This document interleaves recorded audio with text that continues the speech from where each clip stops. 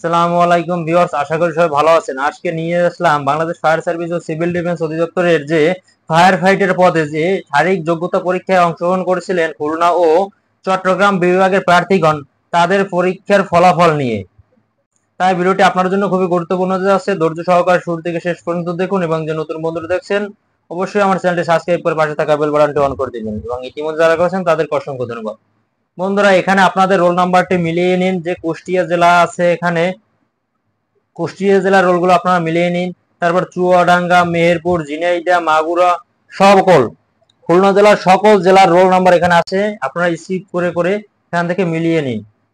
এতগুলো roll number বলা যাচ্ছে না, তাই আপনারা এখানে স্কিপ করে আপনারা আপনার রোল নাম্বারটি আপনি এখানে মিলিয়ে নেবেন। এখানে বাগেরহাট জেলা আছে। চট্টগ্রাম বিভাগের যারা শারীরিক যোগ্যতা পরীক্ষায় উত্তীর্ণ হয়েছেন তাদের রেজাল্ট গুলো দেখে নিন।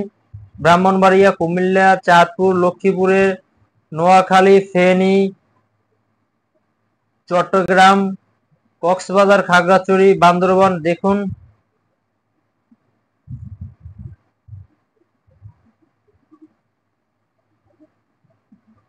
আপনারা এখান থেকে রোল নাম্বার গুলো মিলিয়ে নিন এবং যারা ইমার্জেন্সি সৈনিক পদে আবেদন করছেন, পেমেন্ট করতে পারতেছেন না, স্ক্রিনে দেওয়া নাম্বারে যোগাযোগ করে আপনারা পেমেন্টটি করে নিতে পারবেন আমার থেকে। আপনাদের পিডিএফটি আপনাদের হোয়াটসঅ্যাপে আমি দিয়ে দেবো। বন্ধুরা, এই ছিল আজকের ভিডিওটি ভালো লাগে অবশ্যই আমার চ্যানেলটি সাবস্ক্রাইব করে পাশে থাকা বেল বাটন অন করে দেবেন।